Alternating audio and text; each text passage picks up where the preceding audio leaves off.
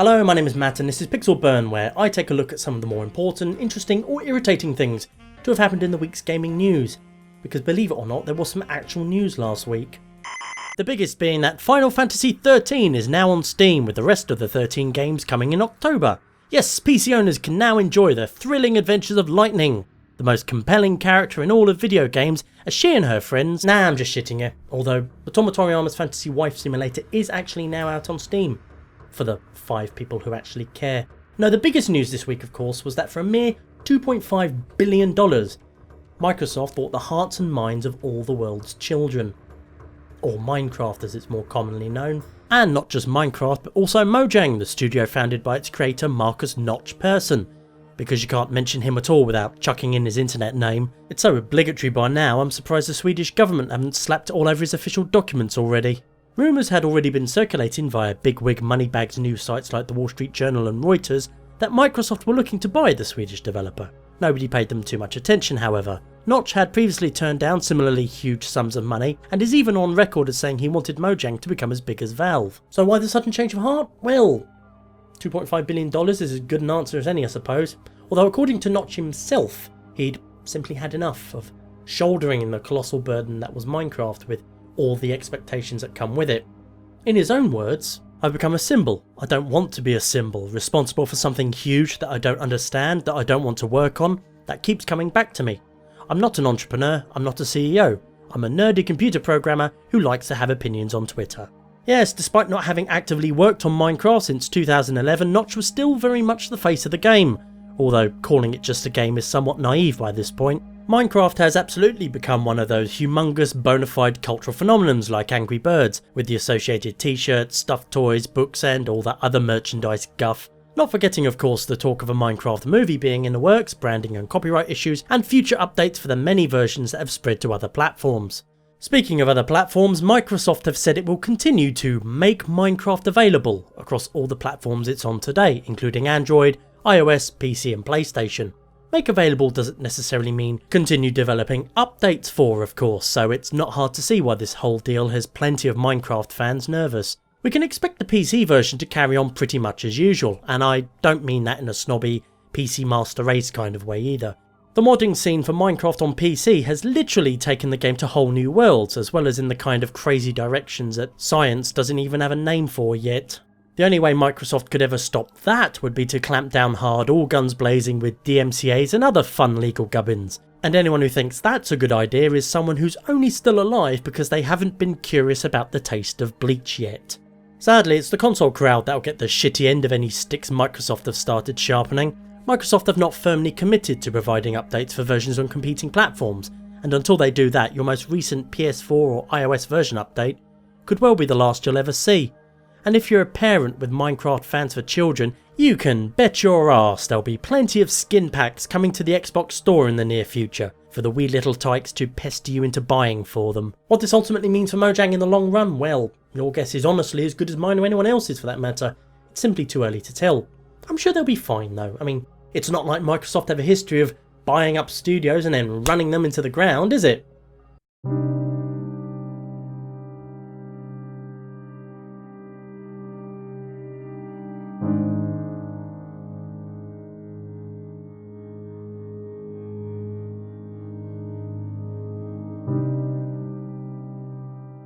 Ah, fuck. On the bright side, we may at last finally get a Psychonaut sequel out of this. Notch isn't getting all $2.5 billion for himself, but as majority stakeholder in Mojang, he'll get the lion's share of it. And if you all remember that far back, he was once in casual talks with Tim Schafer to fund development of a Psychonauts 2. Although considering Double Fine recently cancelled all future development on space-based DF9 for financial reasons, Notch might not be quite so eager this time. In his farewell message, Notch says he wants to go back to doing small experimental stuff like Ludum Dare games, and that if he ever accidentally makes something that looks like it could be wildly successful, he'll abandon it immediately. And I can't say I blame him really. In the eyes of many people, he's lived the dream, so to speak, securing his financial future with one smash hit labour of love. He's also had to put up with all the insane responsibilities that come with it, watching his passion project grow to something wildly beyond his control, and will forever be known as the father of Minecraft. Some fans will undoubtedly be a bit upset and angry by this in the short term, but I hope they come to realise that Notch has earned the right to potter around in his metaphorical garden shed for the rest of his life. He can certainly afford to. Much of the rest of this week's news came out of the 2014 Tokyo Game Show, a yearly video game exposition held in Tokyo of all places. Microsoft and other Western companies had a modest presence, but the main focus was on all things Japanese gaming. Like this stand for some game with a cowgirl who hits things with a sword. A stand where, to play the game, you had to insert your skull into one of 2 giant sockets in her breasts. Like some denizen of the Matrix, reimagined by an anime-loving HR Giga. I swear I had a dream like that once. Still, it's not the weirdest thing to have graced the Tokyo Game Show floor. That honour still goes to the giant inflatable Pikachus with vaginas that you had to crawl into if you wanted to play Pokemon. Pika Pika! You could argue that dark unspeakable horror was a big theme of this year's show. That is, if you're like me and only paid attention to games like Bloodborne, which was available for Japanese gamers to play at the show and streamed online for Western gamers to jealously salivate over from a distance. The lucky bastards. The new game from Dark Souls developers From Software was on full glorious display at TGS and looked gorgeous. But then Dark Souls 2 looked gorgeous as well, and that got a graphical downgrade at the last minute. So take all this footage with a handful of salt. It does look very nice though, promising more of the harsh yet familiar gameplay that so captivated audiences worldwide. It appears to have all the rolling dodges, giant monsters, unforgiving enemy counters and glowy loot on corpses you could want from a Souls game that isn't called something Souls. As well as showing it off for envious eyes, From Software were also at TGS to announce Bloodborne's release date, which is February the 6th, 2015. So if you're a Dark Souls fan and you own a PS4, then you've probably already torn every other worthless date out of your calendar already. If you can't wait until that date, then I have some other good news for you. Lucky players from around the world will be able to help test the alpha version of the game from September 24th. Unfortunately, everyone eligible for it has already been notified by email, so if you haven't received one, then you're shit out of luck. You can always check your junk mail folder just in case. More beautiful horror was at TGS by way of this pre-rendered teaser for Silent Hills, Hideo Kojima and Guillermo del Toro's reimagining of the classic horror gaming franchise. While it had a distinct lack of any Norman Reedus, it did feature a severed head, a centipede infestation, a bunch of creepy toys, including this awesome little fellow doing the moonwalk, a giant squamous indescribable thing sucking out someone's brains, and magic projectile doors. Like the playable teaser released last month, this was also presented from a first person perspective, although we still don't know for sure if the final game will be like that.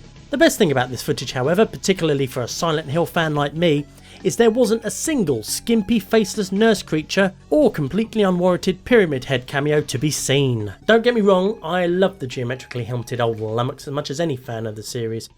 It was just really depressing to see him trotted out in nearly every other Silent Hill game for cheap little cameos.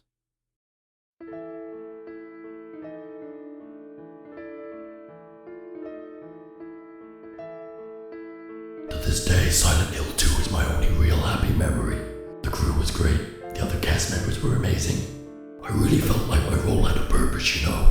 I was the embodiment of James, that's the protagonist. James Sunderland's repressed guilt and thwarted male sexual desire. Some of the finest scenes in my entire career were with James in that game. I wasn't even the main villain, really.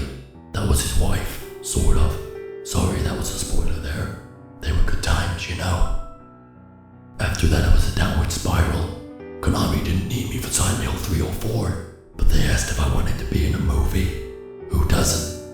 So I met Chris, that's Christoph Gans, and he put me in the film.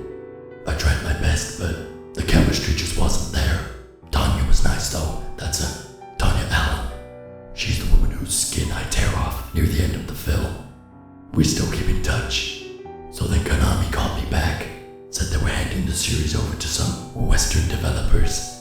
It started with a little cameo in Silent Hill Origins. Only a portrait on a wall, but it was enough to earn me some beer money for likeness rights. After that was Silent Hill Homecoming. No real rhyme or reason for me to be there. I was meant to be the main character's guilt, but it wasn't like it was with James. And the props department were all assholes. Then I had that stint in the arcade game. By that time I was on about 3 or 4 different types of antidepressant. I also had a pretty serious fucking drinking problem by then. Downpour and Book of Memories memories are just a blur to me. And just when I thought it couldn't get any worse, they put me in a fucking kart racer.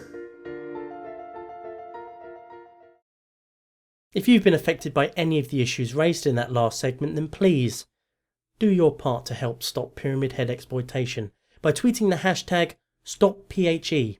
It'll really make a difference. Anyway, in other Hideo Kojima related news, the media blitz for Metal Gear Solid 5, the Phantom Pain, was in full effect at TGS. First up was this trailer featuring a character called Quiet, who's some sort of sniper woman in skimpy fishnets with instant on-again, off-again goth makeup.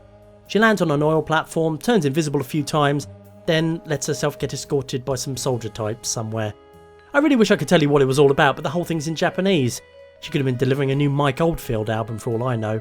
And as for what that freaky eye makeup does, my guess would be Nanomachine, son! The other big reveal was this 20-minute gameplay presentation showing off Metal Gear Solid 5's very nice looking open world, as well as the combat and stealth mechanics.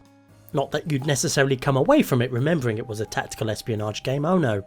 To me at least, Metal Gear Solid 5 The Phantom Pain is shaping up to be the greatest launching men and horses into the sky with balloon simulator the world has ever seen. And that feature alone is enough to make me want to buy it.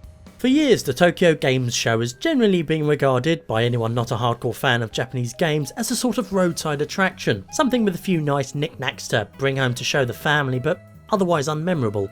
This year's TGS, however, had some genuinely impressive and interesting games in its lineup, and not only the ones I've just talked about. For example, I completely forgot to mention the new Fatal Frame, the latest instalment in a series that seemed tailor-made for the Wii U before the Wii U even existed. And how could I possibly not mention Project Scissors, a spiritual successor to Clock Tower from the game's original creator, Hifumi Kouno, with Silent Hill monster designer Masahiro Ito on board. God, it's like the gaming equivalent of a cheese and bacon sandwich. Two of my favourite things in one delicious package. And it's an indie title too. Sadly, I don't have any actual footage to show you, which is why I've been showing you clips from Clock Tower on the SNES instead. Alright, so most of what got my attention at TGS were horror games to some extent. Some of my fondest horror gaming memories come from Japan, and it's really exciting to see a resurgence in the genre over there. So yeah, that's my incredibly narrow perspective of the Tokyo Game Show. You ain't getting anything else. This is now the Japanese horror and horse launching episode of Pixel Burn. Wakarimasu ka? That's all for this admittedly rather short episode of Pixel Burn. If you liked it, please do let me know, and let your friends, family and everyone still trapped in Pikachu's vagina know as well. At the very least, I hope you found it tolerable. If you didn't like it, however, then I do have some good news, as there won't be a Pixel Burn for 2 weeks because I'm going up to EGX in London. Not that I've ever forced anyone to watch one of these, although you can go now.